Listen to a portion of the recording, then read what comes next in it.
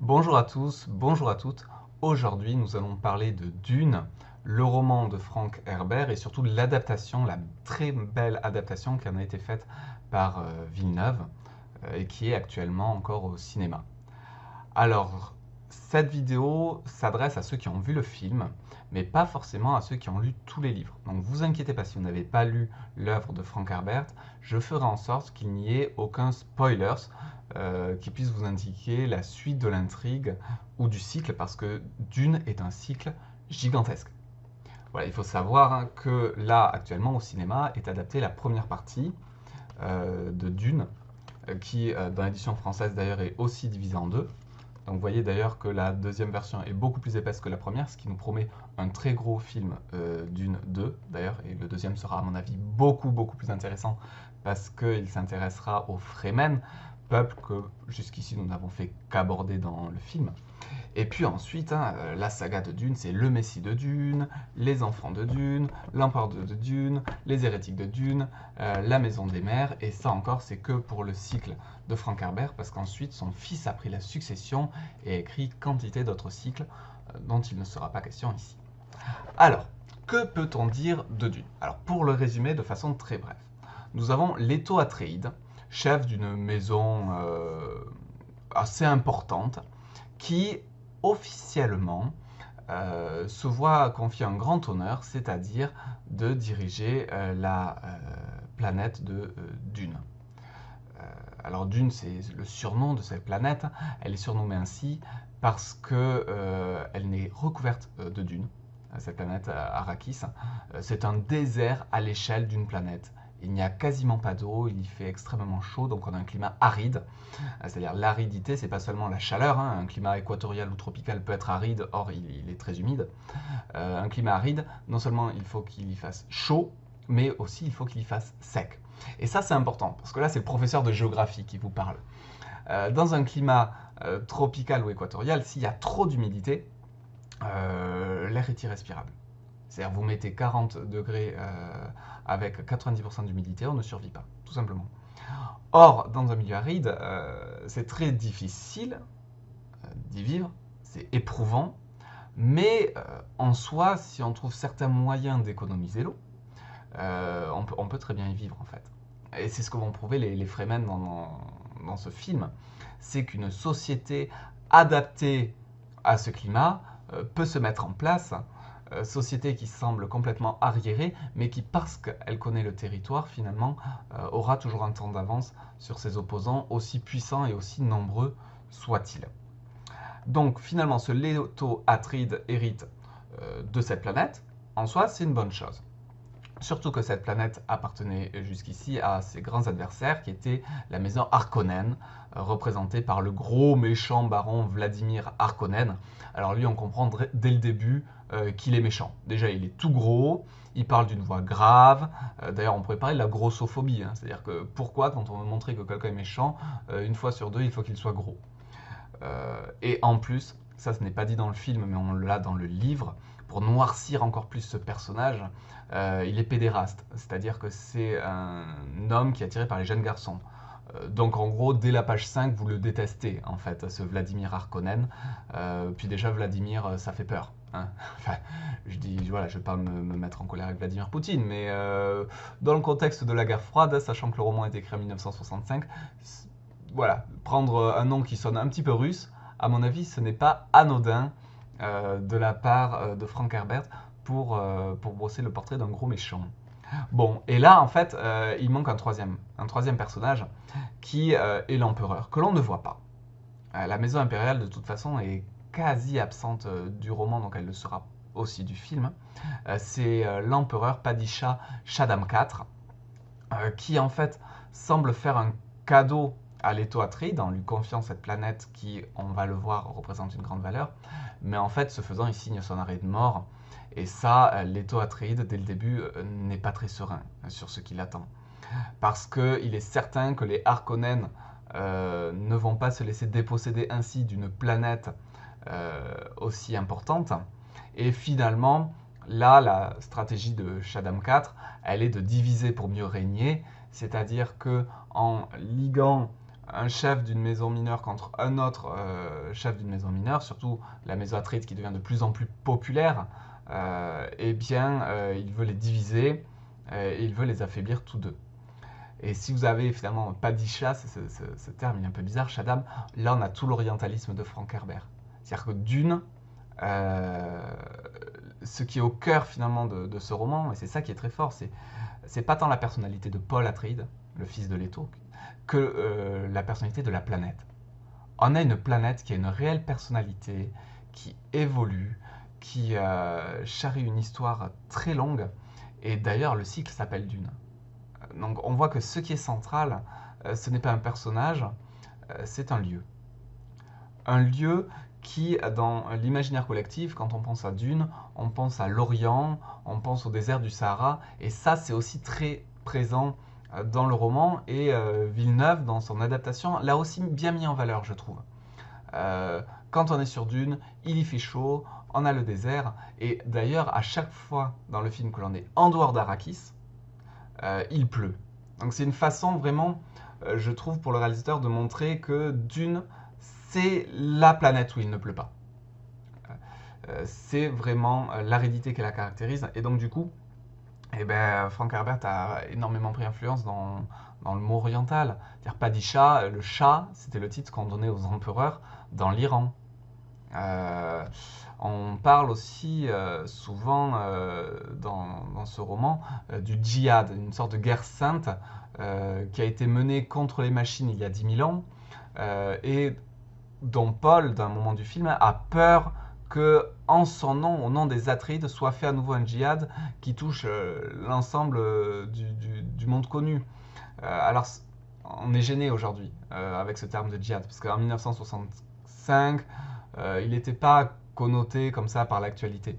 Maintenant, du fait du djihadisme, c'est-à-dire qui est le fait d'avoir une vision radicale, violente de l'islam, et l'imposer par la force, par les attentats notamment, effectivement, c'est très très très connoté.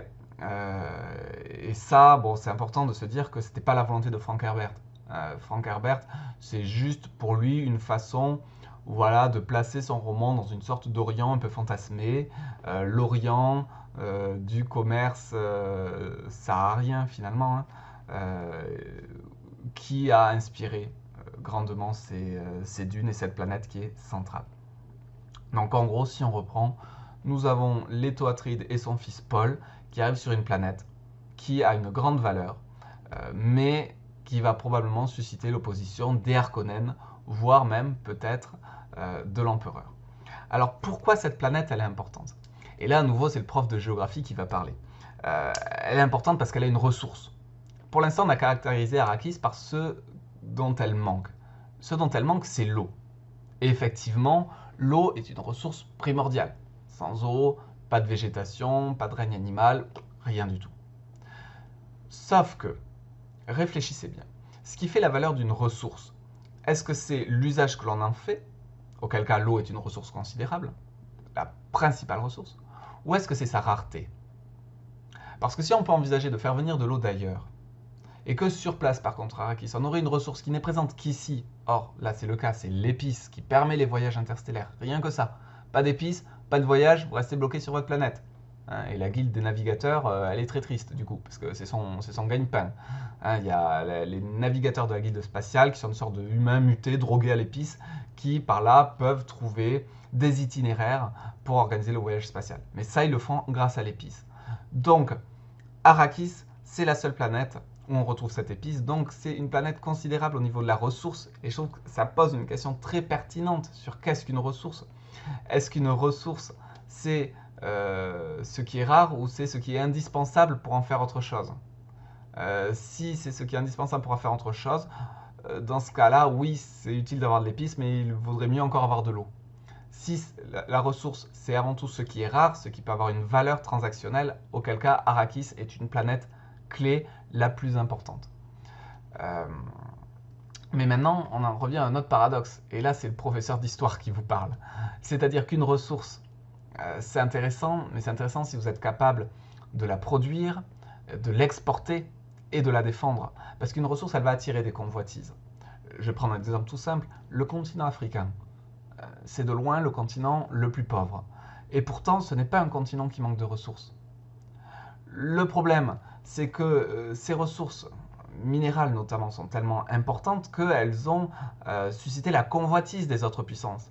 Je pense notamment à la France, à la Grande-Bretagne qui ont colonisé très largement le continent africain pour en exploiter les ressources. Alors aujourd'hui, la colonisation est achevée depuis presque déjà maintenant un demi-siècle, mais finalement on a un néocolonialisme avec ces grandes firmes transnationales qui s'installent sur place et qui pillent aussi ces ressources. Alors certes, elles les échangent, mais elles les échangent pour un prix dérisoire, en entretenant sur place une instabilité qui leur profite. Alors ça va être le cas des anciennes puissances coloniales, hein, la France, le Royaume-Uni, mais les États-Unis et la Russie ne sont pas en reste, et la Chine encore moins, en achetant un grand nombre de terres sur place. Et vas-y que je te crée un stade de foot, vas-y que je te crée ça, et en échange, tu me laisses exploiter les ressources de ton pays. Ça marche d'une façon pas plus complexe que cela. Donc finalement, Arrakis, c'est la planète de l'épice, et c'est la planète où nous n'avons pas d'eau. Donc il y a une ressource considérablement importante pour la navigation spatiale présente dessus, mais il y a aussi une ressource indispensable pour la vie, tout simplement, qui là est manquante. Alors après, une fois qu'on a vu cet aspect de ressources, il y a l'aspect tragique. Dune, c'est une tragédie. Une tragédie vraiment au sens de la tragédie grecque. C'est-à-dire, qu'est-ce qui caractérise une tragédie grecque Déjà, que le héros est face à son destin. Il sait que il va vers son destin et que son destin, généralement, il est funeste. Mais il le fait en connaissance de cause. Je pense à Oedipe. Oedipe qui avertit que il faut qu'il trouve le coupable pour mettre fin à la peste qui dévaste Thèbes, mais ce faisant, trouvant le coupable qui n'est autre que lui-même, eh bien, sa femme, Jocaste, va se pendre, lui va se crever les yeux, enfin, ça finit toujours mal. Et là, d'ailleurs, Atréide, Paul Atréide, c'est son nom de famille, c'est pas compliqué de voir le lien avec la famille des Atrides. Alors, qui sont les Atrides? Vous allez voir, vous les connaissez forcément si vous connaissez par exemple Agamemnon, qui est le roi des Achéens, le roi de Mycène et le chef des Achéens lors de la guerre de Troie. Donc c'est une figure vraiment centrale. Alors pourquoi il s'appelle comme ça? Eh bien parce que ce sont les descendants d'Atrée. Atrée, c'est le père d'Agamemnon. Et vous allez voir que c'est une famille qui est assez marquée par le meurtre, l'inceste, l'infanticide. Enfin, c'est atroce cette famille. Vous avez deux frères, Atrée et Thyeste, bon, qui tuent déjà le troisième demi-frère, Chrysippe. Mais ensuite, non contents d'avoir tué le demi-frère, ils veulent se tuer entre eux pour savoir qui va diriger. Donc vous avez Thyeste qui essaie de piéger Atrée en lui disant que le chef sera celui qui a la toison d'or, sauf qu'entre temps il lui a tiré la toison d'or. Donc Atrée dit oui et voit qu'il n'a plus la toison d'or, donc il est très, très en colère. Mais là, finalement, il choisit un autre défi qui est de lui dire bah, tu seras roi si le soleil se couche à l'ouest, à l'est plutôt, parce que coucher à l'ouest il fait tout le temps. Et finalement, on inverse la course du soleil parce qu'entre-temps, il s'est mis d'accord avec Hermès, le coquin. Et finalement, bon, bref, il y a l'embrouille entre les deux. Mais l'embrouille va un petit peu plus loin. Parce que du coup, Atrée veut se venger, il invite son frère Thyeste à manger à la maison, c'est cool. Sauf qu'entre-temps, il tue ses enfants et il lui donne à manger. Voilà, donc si ça vous rappelle un épisode de Game of Thrones, c'est normal. Thyeste le vit plutôt mal. Du coup, qu'est-ce qu'il fait, le gars Il viole sa propre fille, Pélopia, la pauvre. Bon. Parce qu'en cela, il est conseillé par un oracle. C'est un peu bizarre. Alors pourquoi c'est bizarre? Eh bien parce qu'en fait, Pélopia va donner naissance à un fils, Égiste, qui sera élevé par Atrée, qui épouse Pélopia peu après le viol. Quand finalement Égiste et Pélopia apprennent que le violeur n'est autre que Thyeste, donc le père de Pélopia, Pélopia se tue. Mais Égiste, lui, décide finalement de suivre les demandes de son père et en même temps grand-père Thyeste et décide de tuer Atrée. La famille un peu bizarre du coup. Bon, au milieu de tout ça, vous avez Agamemnon qui est celui qui, pour avoir des vents favorables à Troie, fait tuer sa fille Iphigénie, qu'il sacrifie. Rentrant à la maison, il est tué par sa femme Clytemnestre, qui entre-temps a eu comme amant le fameux Égiste. Mais là, c'est le fils d'Agamemnon qui décide ensuite de tuer Clytemnestre et Égiste, et qui en devient fou. Bref, une famille formidable. Vraiment, les Atréides, une famille qui gagne à être connue, où tout le monde se tue, couche avec la fille, le fils de l'un de l'autre, et à la fin, le dernier qui reste, il devient fou. Voilà. Donc là, on a cette idée que Atréides, c'est pas un nom de famille qui porte chance. Et ça aussi, dans le cycle de Dune, on va le voir, c'est pas ce qui porte chance. En tout cas, pour ce que l'on en sait pour le moment, Paul a un destin, il le voit à travers ses rêves qui se réalisent. Pour moi, un rêve prémonitoire, ben, c'est la tragédie grecque. La tragédie grecque, c'est quelqu'un qui fait face à son destin. Il sait ce qui va lui arriver, mais il y fait face et il résout le nœud d'intrigue pour que la prophétie finalement se réalise telle qu'elle devait se réaliser. Quand bien même il cherchera à l'éviter, en l'évitant, il ne fait que la réaliser. Et bien pour moi, c'est le même principe que le rêve prémonitoire. Là, on est vraiment sur une grande similitude. Et ce rêve prémonitoire, il nous montre que ben, déjà, Paul, il va fréquenter les Fremen, et notamment l'une d'elles, la fille de Stilgar, Shani. Et ça j'ai trouvé ça très intéressant à traiter parce que on sent à travers ses rêves que Paul tombe déjà amoureux de Shani. Il la connaît, il a fréquenté et il sait ce qui va devenir avec elle. Or, quand ils se rencontrent, là je trouvais ça très bien joué dans le film et très beau aussi dans le livre, pour Shani, il n'est qu'un inconnu. Donc je trouvais ça intéressant, cette histoire d'amour finalement qui doit se construire avec deux personnages qui n'en sont pas du tout au même stade. Lui, bien malgré lui, hein, Paul connaît déjà toute l'histoire, connaît déjà Shani. Elle ne demande qu'à le découvrir. Et finalement, je me dis comment tomber amoureux de quelqu'un dont on sait que vous allez tomber amoureux finalement. Là, je trouve que c'est une belle réflexion sur l'amour. Donc voilà ce qu'on peut dire sur l'aspect finalement tragique dans Dune. Alors maintenant, s'il y a un autre aspect que j'aurais bien voulu aborder, c'est les autres factions. On a parlé des Harkonnen, on a parlé des Atréides et un petit peu de l'Empereur, mais il y a d'autres factions. Alors, je vais passer très rapidement sur tout ce qui est Ixien, qui fabrique des robots, tout ça, parce que on voit que dans Dune, c'est pas trop l'objet. On est dans un monde quand même qui est plutôt archaïque. On se bat au corps à corps avec certes des boucliers, mais que de toute façon on ne peut pas activer parce que sinon ça va attirer les vers des sables. Et puis finalement on est dans un univers. Alors officiellement on se situe en l'an 10191. Bon, mais finalement c'est un univers qui emprunte beaucoup à la fin de l'Antiquité, avec ce système impérial, l'Empire, les grandes maisons, etc. Là, moi je trouve que, et c'est ça qui est fascinant, c'est-à-dire que dans 90% des cas, quand on imagine le futur, on le fait à partir du passé. Ah, mais c'est quand même remarquable ça.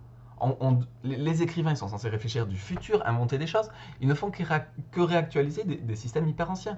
Regardez Star Wars. Star Wars avec la République, l'Empereur, etc. etc. Bah, je suis désolé, ça c'est Rome. Où là, je viens de terminer de bordage Les Guerriers du Silence.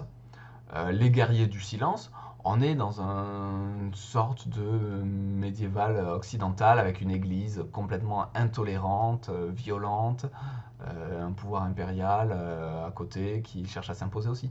Donc finalement, très très très souvent, dans la science-fiction, on est sur une antiquité ou un Moyen-Âge fantasmé, complètement fantasmé. Hein. Le pire, ce serait Warhammer 40 000, où là on a des fanatiques comme on n'a jamais vu ça, et qui en plus font du coup, pour le coup, un peu de mal aux historiens qui essayent de travailler sur le Moyen-Âge et de montrer que ce n'est pas qu'une période de bourrin, type les visiteurs, avec des gars complètement violents et fanatiques qui sont prêts à tuer tout le monde. Et c'est vrai que ça, quelque part, ça fait un petit peu du mal, ce médiévalisme, c'est-à-dire cette vision complètement fantasmée et irréelle de la période médiévale, ça fait un petit peu de mal à ceux qui veulent l'étudier. Donc je passe sur ça, parce que effectivement, dans Dune, il y a une question sur la robotique. Hein.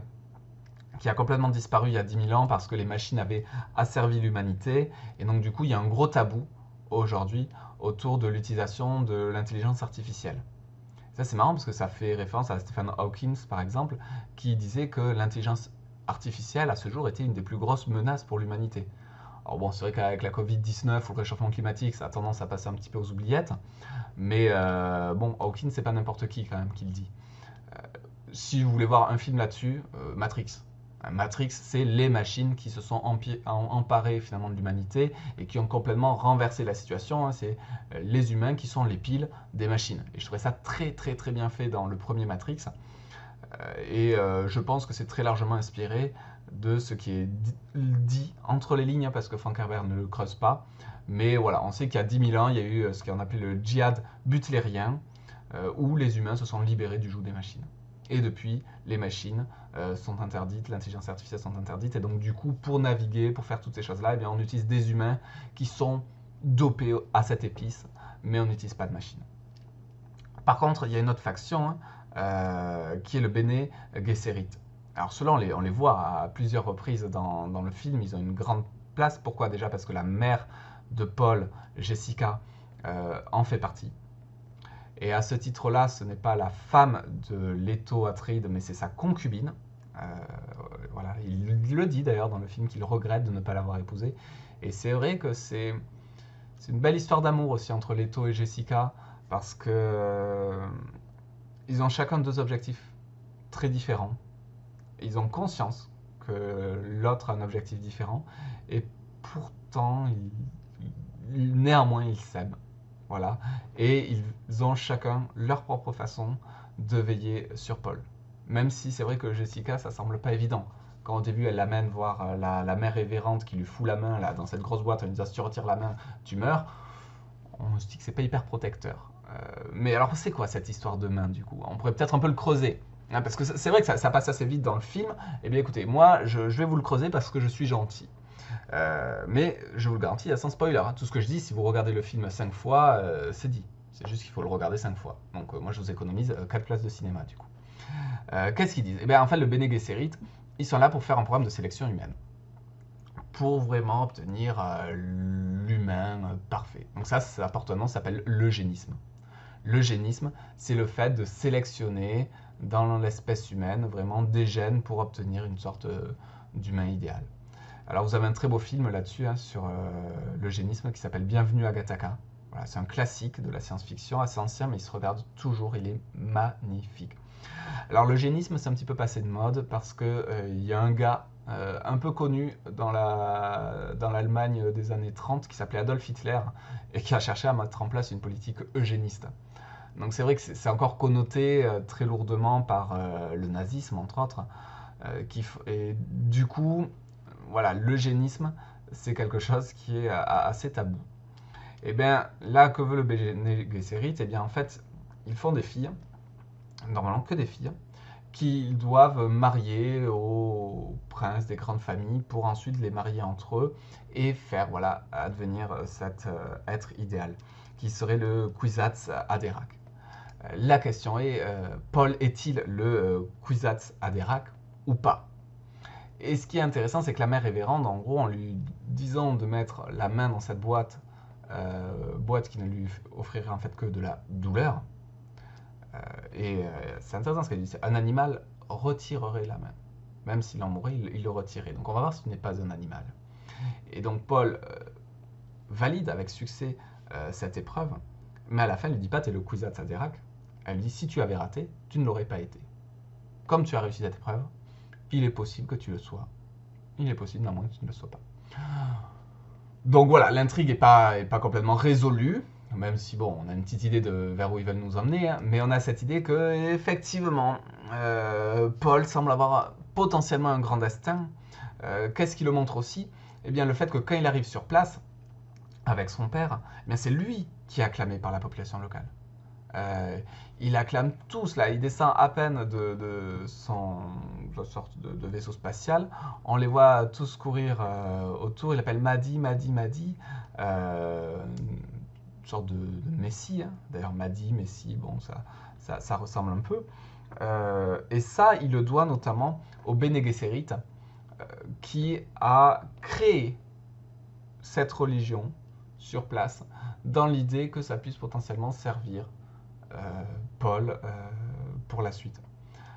Et ça, c'est vrai que Frank Herbert a une vision un peu particulière des religions, c'est-à-dire que les religions, finalement, elles sont implémentées comme ça par le Bene Gesserit sur différentes planètes pour servir à l'avance leur dessein.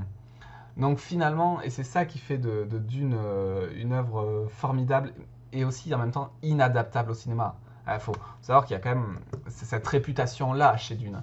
Il y a eu David Lynch qui a essayé d'adapter Dune et ça a été une catastrophe sur le plan cinématographique. À la base, il devait faire un film considérablement long. Ils l'ont coupé pour que ça rentre en moins de 3 heures.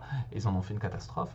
Après, un autre grand réalisateur qui s'appelait Jodorowsky, qui avait quasiment les budgets, il avait ce qu'il fallait, mais au dernier moment, on n'a pas voulu lui rallonger le budget. Les grands majors des États-Unis ont dit non. Il leur en a voulu. Pendant 20 ans, du coup, il n'a plus fait de film. Et à la base, ça devait être un film avec Mick Jagger. Enfin, tous les grandes stars de l'époque devaient y intervenir, que ce soit pour la musique ou autre. Enfin, en faire quelque chose de complètement psychédélique. Donc c'est assez frustrant de ne pas avoir ce film non plus. Et là, le troisième, c'est Villeneuve. Bon, c'est pas n'importe qui comme réalisateur. Et lui, il a pris le parti de rester quand même le plus fidèle au roman. Et c'est un bon parti pris, je pense. Il s'est nourri. Alors, c'est un petit peu paradoxal parce qu'en fait, on va dire ouais, mais Villeneuve, finalement, il a vachement pris dans Star Wars, dans ci, dans ça. En fait, non, non, non, non. Remettons tout dans le bon contexte. Il y a eu Dune. C'était 1965. Il y a eu un travail de scénarisation dessus qui jusqu'ici n'avait pas abouti, mais qui a été repris par George Lucas, entre autres, pour créer son Star Wars. Et maintenant, du coup, le film qui a inspiré indirectement Star Wars est maintenant adapté en film. Et on va lui dire, ah oui, mais vous avez copié sur Star Wars. Non, non, non. C'est Star Wars qui a copié sur le roman. Copié, bon, en tout cas qui s'est quand même bien inspiré, parce que quand on voit Tatooine, par exemple, bon, on a quand même un lien assez fort. Mais la grosse différence qu'on va marquer quand même entre Star Wars et Dune, c'est que Dune n'est pas manichéen. Ça a l'air comme ça. C'est vrai que quand vous voyez Vladimir Harkonnen, c'est vraiment le gros méchant. Mais c'est beaucoup, beaucoup, beaucoup plus complexe que cela. Ne serait-ce que parce que vous avez plus que deux camps. Le Bene Gesserit, ils sont gentils ou méchants? Le Bene Tleilax, là, avec leur machine, ils seront gentils ou méchants? Paul, pour l'instant, il est gentil, mais par la suite, il sera gentil ou méchant? Et donc là, ça devient très complexe. Et c'est vrai qu'on a l'avantage d'être sur une œuvre qui n'est pas manichéenne, et c'est quand même assez rare dans la science-fiction, ou même le genre fantastique en général. Par exemple, j'aime beaucoup Le Seigneur des Anneaux de Tolkien, mais c'est ultra, ultra manichéen. Voilà. Faut aller quoi? Ouais, peut-être Harry Potter. Harry Potter, pour moi, la saga Harry Potter et surtout les animaux fantastiques a le mérite de ne pas être manichéenne. Et ça, je leur dis bravo. Franchement, bravo à J.K. Rowling pour avoir fait ça, une œuvre majeure, populaire, et qui pourtant essaie d'avoir la subtilité de ne pas être manichéenne. Donc voilà ce qu'il y avait à dire. Maintenant, la question du coup que l'on peut se poser après avoir dit tout ça, c'est Dune vers, vers quels horizons en fait. C'est-à-dire qu'est-ce qui peut bien nous attendre dans la suite du film. Et est-ce qu'il s'agira du coup d'un film en deux parties ou est-ce qu'on peut imaginer que toute la saga de Frank Herbert sera adaptée en film? Eh bien c'est ce que je vais vous dire maintenant, sans spoiler, comme promis. Alors à quoi peut-on donc s'attendre pour la suite de Dune? Eh bien à de l'action. Parce que s'il y a une chose par contre sur lesquelles les romans de Frank Herbert sont vraiment très très très fragiles, c'est l'action. De l'action, il n'y en a quasiment pas. Tout ce qui se passe, c'est dans les pensées des personnages, leurs suppositions, éventuellement dans les dialogues, mais il y a très peu d'action. Et toute l'action qu'il peut y avoir dans le bouquin, ne vous inquiétez pas, ils l'ont mis dans le film, et ils en ont même rajouté un petit peu pour pas trop qu'on s'ennuie. Par contre, le deuxième tome, lui, effectivement, il est plus riche en action. Alors il faut savoir que déjà, Villeneuve, et on peut l'en remercier, est allé un petit peu plus loin dans le film que dans le roman. Parce que normalement, le roman s'arrête au moment où ils rentrent dans la tempête Coriolis. Et là, or, on les voit après être rentrés dans cette tempête, croiser cette troupe menée par Stilgar, personnage assez remarquable, où finalement Paul remporte son premier duel.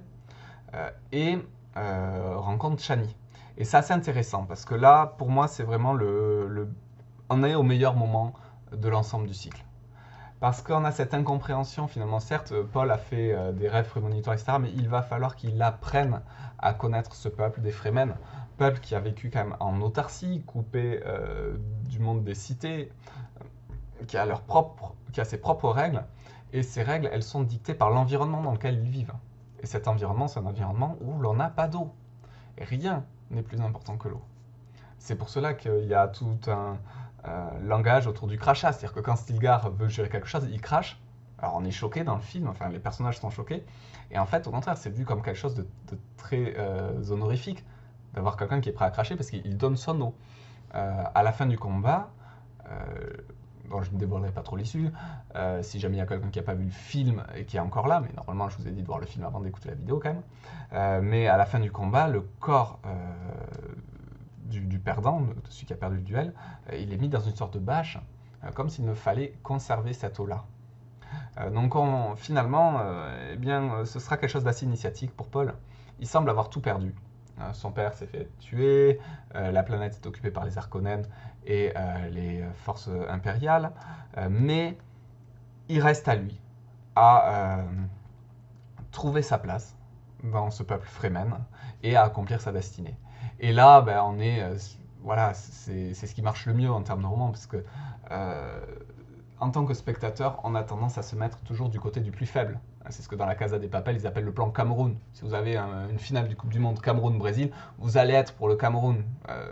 Si vous avez une finale de la Coupe de France Castres Olympique-Toulouse, vous serez pour le Castres Olympique. Si, vous serez pour le Castres Olympique. Même les Toulousains, ils seront pour le Castres Olympique. Ce serait tellement formidable que Castres Olympique gagne contre Toulouse. Vous voyez, ça semble tellement surréaliste que du coup, ben, on a tendance à se mettre du côté du petit, du côté du faible. Et donc du coup, Paul suscite une empathie puissance 1000. On veut qu'il accomplisse sa destinée, d'autant plus qu'elle semble irréalisable. Donc du coup, ce sera à mon avis un film qui sera encore préféré au premier. Et à mon avis, par contre, et là je suis désolé pour vous, la saga s'arrêtera là. Elle s'arrêtera là, alors qu'effectivement, il y a énormément d'autres livres. Mais après, les autres livres de Dune deviennent beaucoup plus philosophiques. Il y a beaucoup moins d'action. Mais c'est pas ça le plus grave. Le plus grave, c'est que surtout les autres livres de Dune ont des héros qui sont omnipotents et qui sont omniscients. Les héros qu'on va voir à la suite peuvent tout faire, savent déjà ce qui va leur arriver et sont complètement paralysés par leur destin. Alors ça, c'est intéressant sur le plan de la tragédie. Parce que la tragédie, je vous l'ai dit, c'est le héros qui sait ce qui va lui arriver, mais qui va jusqu'au bout pour démêler les fils. Et à la suite, eh c'est le héros qui sait ce qui va lui arriver, mais qui refuse de le faire. Peut-on refuser sa destinée? Alors, sur le plan conceptuel, c'est fascinant, c'est très intelligent, mais en film, ce serait très, franchement, frustrant et barbant. Donc, pour moi, je ne pense pas que le Messie de Dune, ou les enfants de Dune, et encore moins l'empereur Dieu de Dune, soit adaptable. Vraiment. Donc, profitez bien du prochain film Dune, qui à mon avis clôturera ce cycle. Si vous avez adoré, lisez les livres, ce sera une occasion de creuser l'univers et de creuser pas mal de réflexions. Mais c'est vrai que si vous aimez l'action, les super-héros, etc., qui font la découverte de nouveaux peuples, les belles histoires d'amour, etc., là, on peut s'arrêter franchement au deuxième tome de Dune et ne pas aller vers la suite, c'est-à-dire le Messie de Dune, les enfants de Dune, où là, on est sur quelque chose de beaucoup plus froid, de beaucoup plus intellectualisé, et donc par définition de moins cinématographique. Eh bien écoutez, sur ce, j'espère que ça vous a plu. Si vous souhaitez creuser la science-fiction en général, n'hésitez pas à voir mon histoire de la science-fiction. La deuxième partie est en cours d'écriture, mais comme je veux faire quelque chose de vraiment très bien, je prends mon temps. Mais ça devrait suivre dans quelques temps. Et voilà, j'espère que cette analyse historico-géographique de Dune a pu vous permettre de creuser 2-3 petites choses, vous donner envie de vous plonger dans les romans de Frank Herbert ou de dévorer la suite du film quand elle sortira. Sur ce, prenez soin de vous, regardez 2-3 films et lisez beaucoup.